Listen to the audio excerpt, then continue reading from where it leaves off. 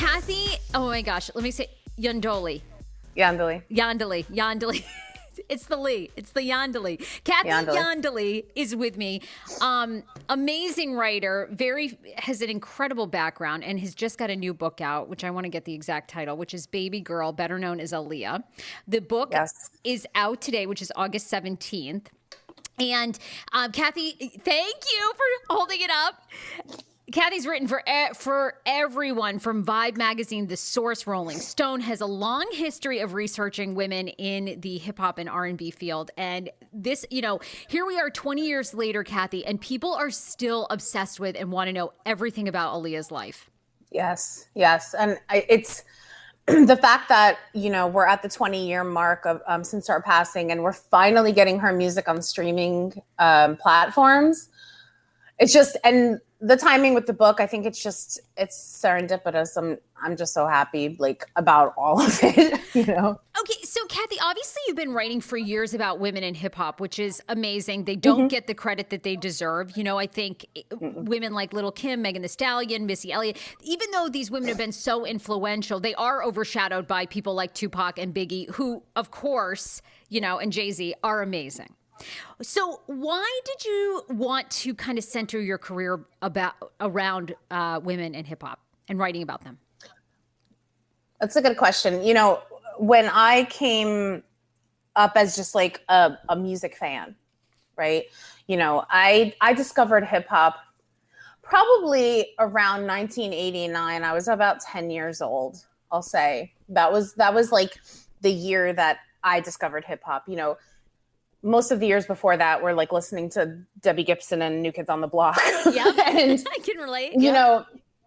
But I think it was at that point where I really discovered, hip hop music, and the artists that always just resonated with me were women. I came up in the ladies first era, going into TLC, Lauryn Hill. These were artists who were so strong in their identities that, and if you think about what pop music was like during that time period, it was very formulaic, right? So when you see women who are daring to be different, and they're being so bold, and they're just being themselves, and they're speaking on real things, and you're just beginning to learn that there's a bigger world out there.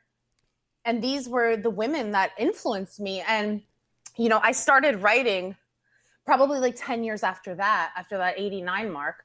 So I was about 20 years old. And from that moment, I just knew I had to continue to uplift the women who always uplifted me, and being able to be a person who could amplify those voices in an environment that was constantly trying to quiet them, And as I grew in my career and became more prominent as a writer, it only made that mission greater, and I became more passionate because I was able to, bring all of this to a bigger platform. The stronger that my platform became, when articles became books, became podcasts, became documentaries, that was, for me, the ability to then do all the things that I said I wanted to do in helping push that narrative forward.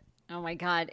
It's so important. And I want people to know too, one of your books is called God Save the Queens, which NPR in 2019 named one of their favorite books, which kind of catalogs a lot of the artists from Missy Elliott, Little Kim, a lot of the hip hop history and how those women impacted music in the 90s, the 2000s, and today. But what specifically about Aaliyah? Because on the surface, it seems like a lot has been written about Aaliyah. And, most notably, a couple years ago, Wendy Williams did not the documentary, but the Lifetime movie. I want to know your thoughts. Because Wendy defended it. Wendy was like, I'm doing it. Her family, Aaliyah's family didn't want it. Timbaland came out and hated it. So, and then, of course, the R Kelly documentary, they dive into a little bit about Aaliyah and R Kelly being married. There's been a lot about Aaliyah. So why her, and why a book about her? Because all of those stories weren't correct, and I'm Aaliyah's age, or her would-be age, right? So my entire life, Aaliyah's career, my life was parallel to that. Even working in the music industry while she was an active artist, you know, I was one of those brokenhearted fans that were crying at Ferncliff Cemetery. So, and I've covered Aaliyah extensively throughout my writing career because I just hold her so near and dear to my heart. And, you know, we were given so many different versions of what felt like the most comfortable story for everyone to take in, you know, is when you're dealing specifically with the R. Kelly situation. People were so comfortable in making it seem like she was just super mature for her age and, you know, ended up with this older man, and then they got married, and then the parents found out, and, you know, you can't be together. Okay, that's definitely a cute, strange fairy tale, right? But that's not what happened. And we only realize that's not what happened when you look at R. Kelly's entire history with young girls. So in the book, you're going to talk about that, right? Aaliyah was really groomed like these other women, correct? 100%. And Aaliyah is introduced to R. Kelly through her uncle. Is that correct? The uncle kind of was in the music business, knows R. Kelly, so decides what? He's going to intro them thinking they're going to work together music-wise. Yes. You know, Barry Hankerson at the time was managing R. Kelly, and you know, at the time also, record labels were a little reluctant to sign Aaliyah. She was so young. And because R. Kelly had blown up, logically, if your artist is the biggest R&B act of that era, and your niece has this beautiful voice and has star potential, of course, that just makes sense that you would want to somehow make that work. But, you know, in the book, I discussed this at great length. I didn't want to. Let me just say first and foremost. Okay, why? So I sold this book with a proposal that was adamant that I wasn't talking about R. Kelly. Really? Well, for two reasons. For one, if I chose to talk about him, I wanted to know I did it for free. Because if you make a book proposal that talks about how much you want to deep dive into something like that, your entire deal will be built around that. And I needed for myself, morally, I wanted to know that if I chose to do that, it was because I was not paid to do it. And I spoke to several publishers, and I went with the one that believed in my vision, that said, okay, you know, my Amazon deliveries here. Thanks, Alexa. Work from home life. Yes. No, but I didn't want that. I didn't want to know that would be part of the deal structure. That was first and foremost in my head, because I still was very much like, I'm not doing this. Then I saw Surviving R. Kelly, the second season. Yeah. Where, you know, Dame Dash speaks about Aaliyah. And I realized that if I kept that out, I would be doing what everyone else did. And I would be allowing these false stories to continue to circulate. And I would allow that every time you mention Aaliyah, you would still mention R. Kelly. So I wanted to put that completely to rest in this book, because after you read my book, you will never again call them a couple. Ooh. And that's what needs to happen. We need to understand that this was not a couple. This was a terrible situation that Aaliyah survived and became an icon afterwards. So that's the only reason. And I say that in my author's note. I explain why I did that. But that's the reason why. I can't, as a fan, as a woman, I couldn't put a book out that ignores that piece of history when the conversations, even in the music industry, we're still putting them together in this like grossly romantic way, and that's not what happened. And the way it's been portrayed is her parents really broke her up because they felt like it was inappropriate. But it sounds like you're really getting to the bottom of it, which was she was groomed like these other women where, you know, probably you can probably tell more detail. So I'm assuming R. Kelly kind of comes into her life, you know, becomes her friend, takes her under his wing. And then how do you feel it went, that he really manipulated her into marrying him? When she was 15, he was 28. Like, he really controlled that whole situation, is what you found. So there's, you know, and this is all kind of detailed in the book from my understanding, from reports, from research, he got her pregnant. Mm-hmm. And if he married her, he couldn't be punished for that. Right? Wow. So I don't think that another part of that, like, this wasn't like, you know, I love you and we're going to get married. You know, that's not what I think it was. It was a marriage out of necessity. It wasn't, she got married in her jeans at a hotel. If this was really what she wanted, and you know, she deserved a wedding, you know, but at a proper age. But I don't believe that was the story. The story was not that, you know, and that's where the Lifetime movie has it all mixed up in this very daddy, I love him kind of way. No, that's not that. And I think that that's also, you know, that story just continued to persist. And, you know, even if, and this is a huge if, because people in R. Kelly's camp have confirmed there was a pregnancy, but even if there was no pregnancy, she was groomed into a marriage for whatever reason. Now, that could be a number of different things that, you know, I'm sure may be uncovered with the trial that's happening. But I had to put the facts out there. It's all facts, no feelings. If I got my feelings involved, I'd be just, you know, irate. Oh, but yeah, you'd be Yeah, it's all facts, no feelings. Kathy, well, some feelings. But this is big about the pregnancy revelation. What happened to the baby? Did she have an abortion? Did she lose the baby? We have no idea. So no one knows. And wait a minute, is there any doubt though that this baby never went to full term, right? Like we don't, or is that, or no one knows?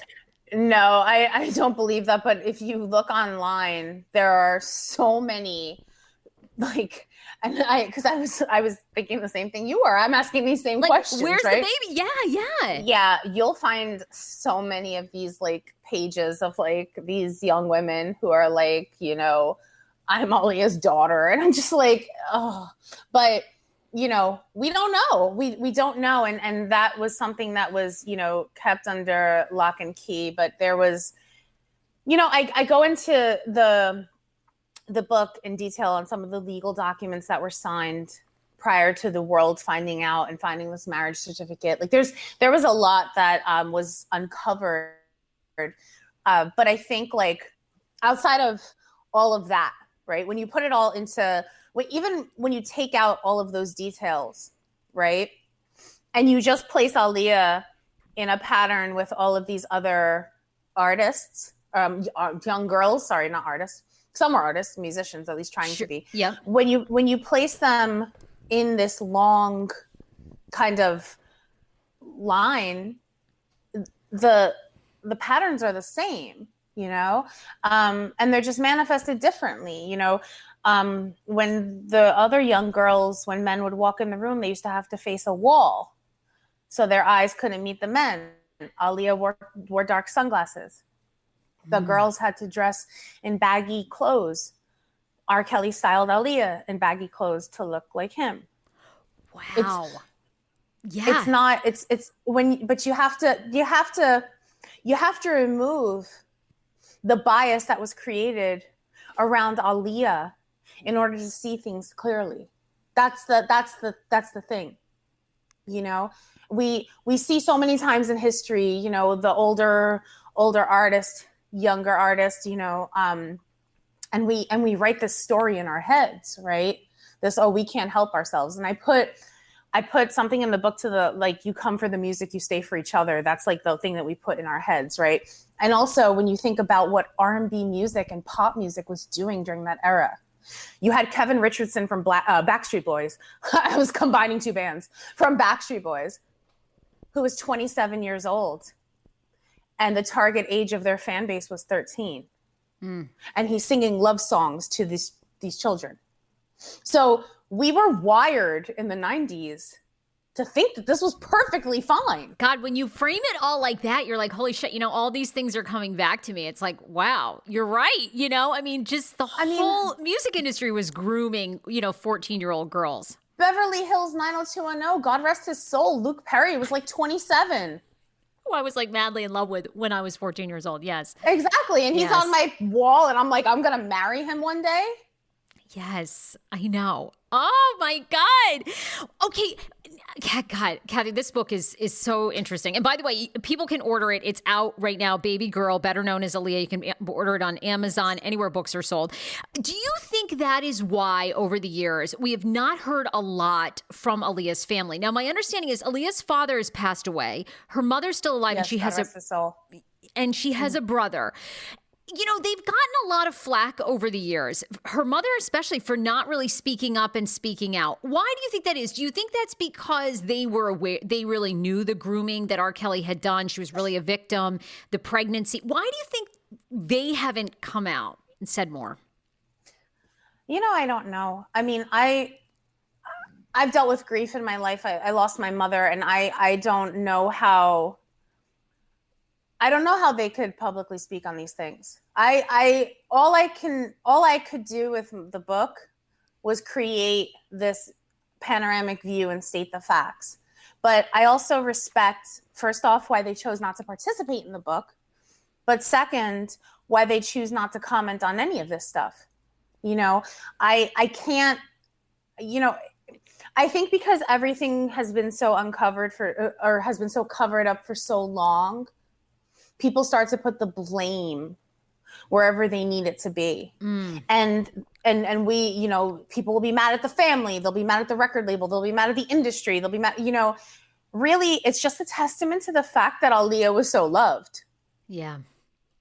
That everyone wants to know what the deal was. And after 20 years, the fact that this conversation is still being had just shows how important she is still to the world. You can go to Times Square right now and there's an Aaliyah billboard that says Aaliyah is coming. She's immortal. And there are so many artists and celebrities, public figures in general, who don't have that luxury after their passing. And the fact that we're still having these conversations, as uncomfortable as they may be, it just shows that she is timeless. What do you think it was about her? My theory has always been it was kind of that triple threat effect. She was a great actress. She was a great singer. She was beautiful, kind of. And of course, she had a tragic death, right? So that then it's like that Marilyn Monroe thing where you're kind of so good at all these things, people just can't believe you're gone. But as someone who's obviously done a great deal of research, what's your theory? Why do you think that we continue to be obsessed with her 20 years later? I think it's because Aaliyah she just always looked otherworldly. The sound of her voice was like otherworldly. The way she danced, the way she looked, the songs that she helped to write, the production she sang over. She just did not ever seem like she was a part of this planet, right? It was like when you conjure up the coolest person on the planet, Aaliyah becomes that physical embodiment of that, right? Because she defied everything. She defied age.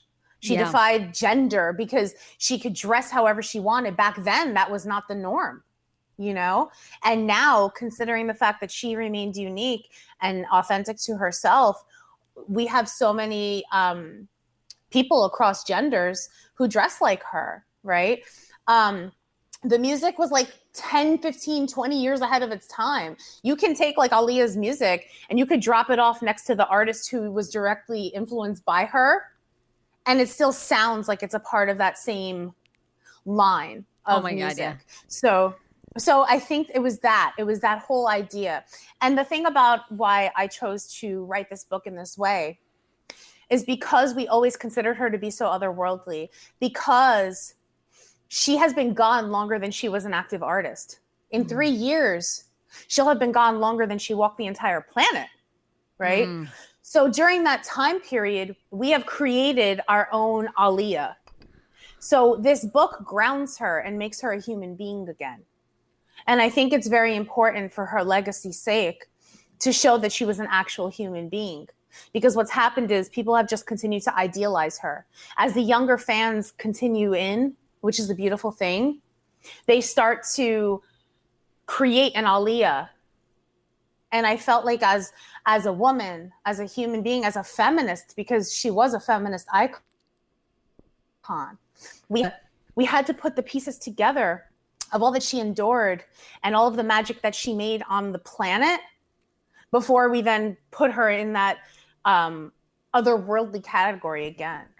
I want to ask you, because there was a little bit of controversy a week or so ago with Daily Beast. Yeah. I'm sure you're not thrilled, but it got a lot of attention for the book. But Daily Beast essentially misquoted you, I think, in the book, in saying that you had said, but this isn't exactly accurate, so please clear it up, that Aaliyah had possibly been drugged before or the day of that she was put on the airplane. That, of course, was the fatal crash. What's the truth of that story? Because it is kind of fascinating. You end up finding a video on YouTube from a kid that worked at the airport. So what is the story around that? The truth of the matter is that Aaliyah didn't want to get on the plane. And, there were a number of witnesses around her who say that. And she locked herself in the cab that brought her to the airport. And she had a headache and she was just kind of like resting her eyes because she saw this tiny plane with all of her luggage and an entire team, including a 300+ pound bodyguard. And she didn't want to get on the plane. Which ultimately, that's what caused the crash, right? They were way overweight. Not the bodyguard, but I mean, they're like the plane itself was overweight capacity, right? Yeah, it barely reached the air before going right back down. So she didn't want to get on the plane. And the young man who carried her luggage and was in the cab ride with her, because it was a family hospitality company that was, that worked, that provided all the travel and cooked and did all this other stuff, scouted locations for the videos, everything. He was advised by a member of her team to go get a cup of water, where they handed her a pill. Now, the way that he says it, within minutes, she was brought on the plane, but he, she kind of just seemed like she was unaware of what was going on. That could be that she just woke up and then in that conversation agreed to get on the flight. That pill could have been an Advil, it could have been anything. And the thing that really just bothers me the most is everyone was so eager to create this strange story of here, drop this in her drink, give it to her, knock her out, pick her up and drag her on the flight. Why do you have to make this story even worse than it already was? Yeah. I as a journalist, I couldn't ignore the pill. So I mentioned the pill. That could have been anything. But could it be a sleeping pill? It could have been a sleeping pill. But you're not, when someone is drugged, that means that they're handed something and they take it kind of against their will, She was handed this pill and maybe, we don't know. Maybe they told her it was ibuprofen and it was a sleeping pill. I have no idea. But the bottom line is the narrative that was created around it was once again built around this dramatic effect of just making everything even more sinister than it actually was. And the unfortunate thing is we can never find out what it was, because I believe that the person who handed her the pill died on that flight. So but the takeaway was that Aaliyah didn't want to get on the plane. And that was something that we were told. Again, just like the R. Kelly situation, the blame was placed upon Aaliyah. We were all told she was adamant about boarding this flight no matter what.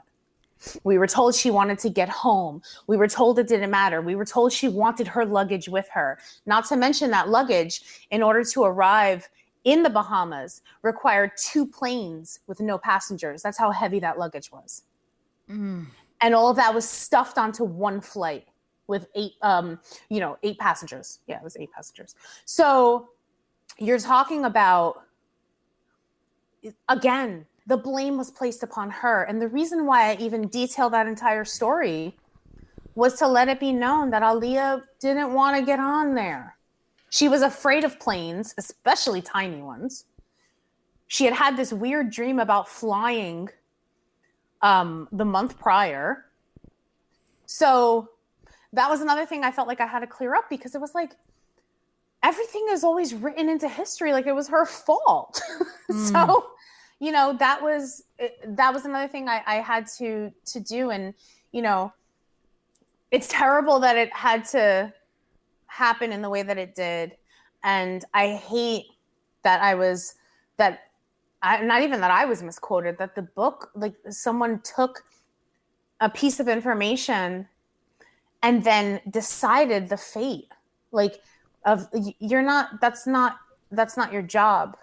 Your job is to report, and you can report on possibilities, but once you make a definitive decision that was certainly not done by me and the work that I wrote, it's upsetting. And yeah, it gave the book popularity and press, but I would love for that to never happened if it meant it had to be at the hands of a lie.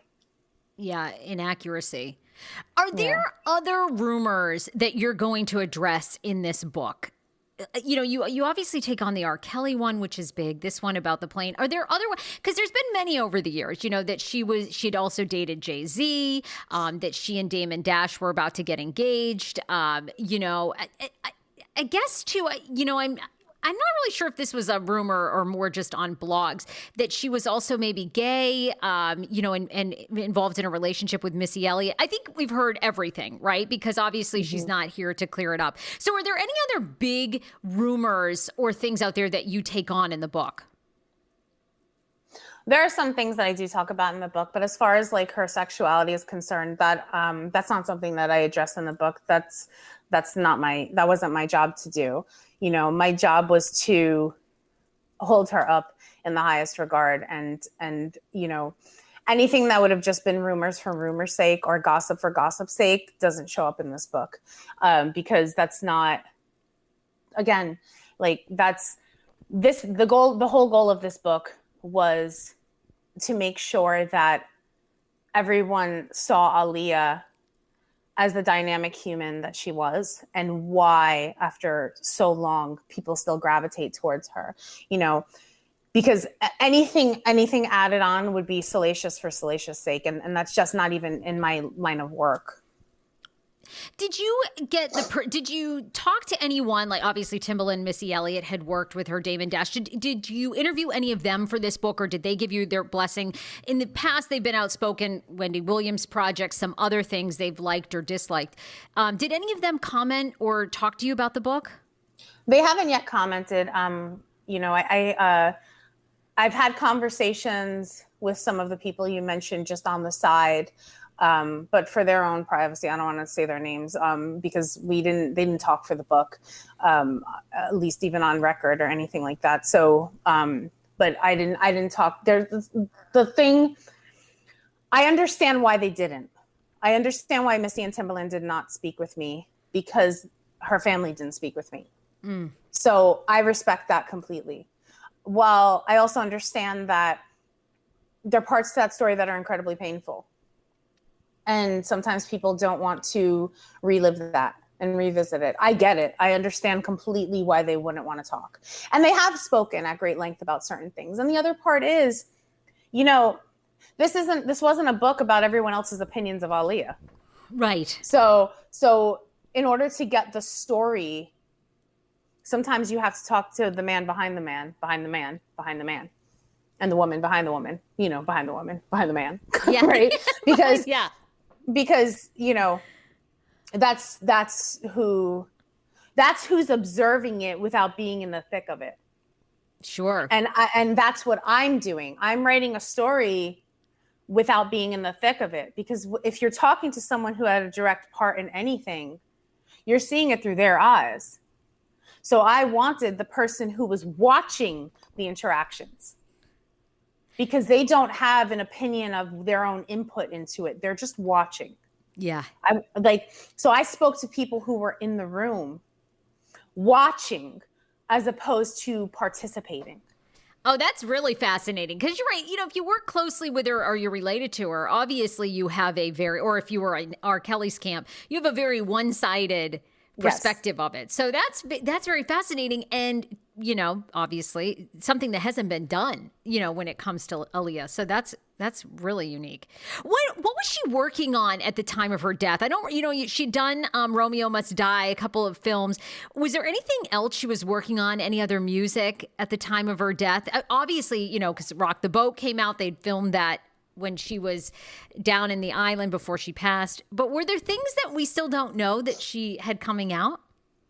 Yeah, I mean, Aaliyah was about to enter her rock phase, which I think was it would have been insane to think about, because she had done Queen of the Damned, which has a very metal soundtrack, right? And it's about, vampires, and she plays Akasha. She was going to star in the next 2 Matrix films. Oh, no kidding. Yeah. And then if you notice, her aesthetic had started changing. She was wearing more black leather, and she was, even the More Than a Woman video takes place on the inside of the engine of a motorcycle. And she was, leaning into the kind of this biker edge. And there's like 2 songs in particular on the project, I Can Be and What If, which were very rock oriented, because she had wanted to work with Trent Reznor.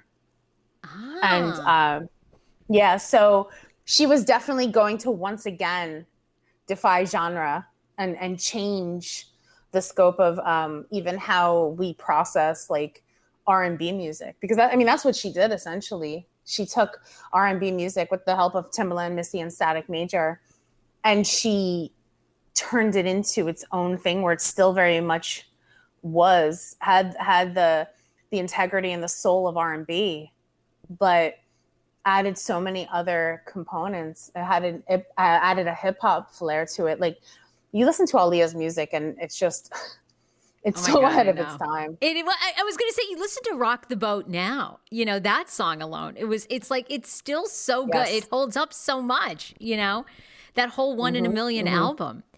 Why has it taken so long? It's taken 20 years to get her songs on streaming. Why is that? Is that just because it's like a matter of who owns the rights and lots of different things behind the scenes? Well, I think for, the first 10 years of her passing, from 2001 to 2010, 11, I think it wasn't even a problem if you think about it, because we weren't that much, in the streaming media realm. So it was a lot easier for, someone to like buy a CD, on Amazon or something like that, or go on YouTube and look at a video. But it boiled down to the masters and how to get them onto those platforms and how to distribute them, because Blackground had at that point been on such a pregnant pause, right? So now Blackground has struck a deal with Empire Distribution, and all of those artists that were signed to the label, Aaliyah included, are finally going to reach streaming media and all of the music platforms. And I'm really happy for the ones who are going to be able to profit off that. Like Tank, for example, even the estate of Static Major, Timbaland and Magoo's projects, because you're talking about, and all of the engineers, producers, people whose money was locked up for like a decade because they didn't get to get these things. And I'm really just very happy for them, because they're going to finally be able to get paid for their music, because I don't doubt that once all of those albums release, you're going to see the streaming numbers go crazy. Aaliyah's, I just hope that because, you know, 1 in a Million's coming out on the 20th. And then the other projects are going to be, it's going to be a staggered release. And then I believe there's going to be a posthumous album that's going to happen with some of the newer artists who have taken bits of her songs and have created other songs. So we're going to see this rollout where it's like Aaliyah's still with us. And I hope she goes platinum. I hope she goes diamond, you know, because these are all these things that, like, I want her to achieve the milestones that she didn't get to achieve while she was here. Mm-hmm. You know, she was platinum, you know, but in the streaming world, like, you know, even, you know, fingers crossed, the New York Times bestselling book with her name on it. I want her to have the things she didn't get while she was here. Yeah, 100%. And you're right. You know, you think of the big names like Timbaland and Missy Elliott, and I'm sure R. Kelly profits from some of her stuff, you know, but there's a lot of people behind the scenes that are not famous that, you know, put a lot of work and effort into that. And, you know, they're not rich. You know, they probably have done all right working in the music industry, but this really helps them. Does Aaliyah's family still own the rights to her name or anything? Did they benefit from, you know, because obviously there's been so much written about her, many movies made. And I know they withheld the music from, you know, Wendy Williams' production. So I'm assuming, does her mom still get something from her work?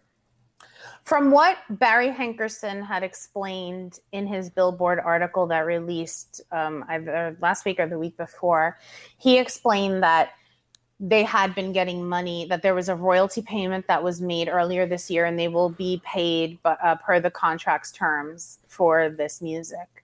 So from Barry Hankerson's mouth, yes.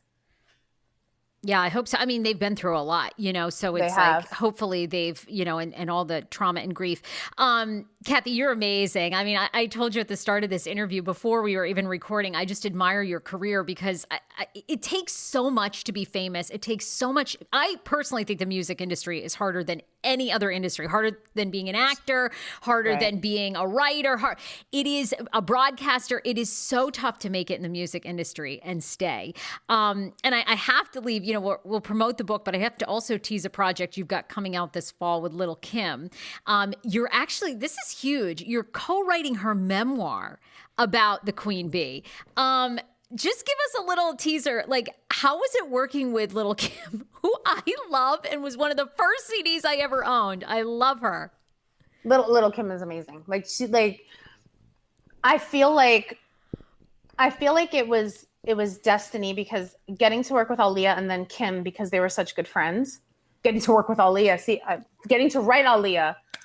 I know, and then but it feels, getting to work with Kim. It feels like she's here with you. Yeah. Right. You feel like so attached to the person, but getting to do those projects back to back, I think was just, it was perfect. But with Kim as a human, as an artist, as a genius, like she's just, I met Lil' Kim in 1998 as a fan.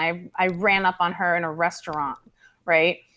And it was because of how kind she was to me that a year later I started working in the music industry. Really? Because, oh my God. You know, I had been in touch with her over the years, working, like interviewing her and stuff, but just her as a person, like getting to her, it was well, she's just amazing. She's amazing. Look, I have to imagine, and I think you've kind of teased this, that Lil' Kim has been through hell in the music industry, and we really haven't heard that part of the story from, you know, I mean, oh my God, I'm sure that woman's endured sexual harassment.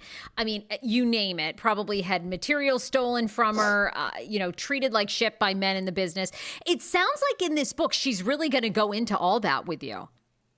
I mean, I can't talk about the details of the book, but what I can say is that the story is just such a long time coming. And finally, it's from Kim's mouth.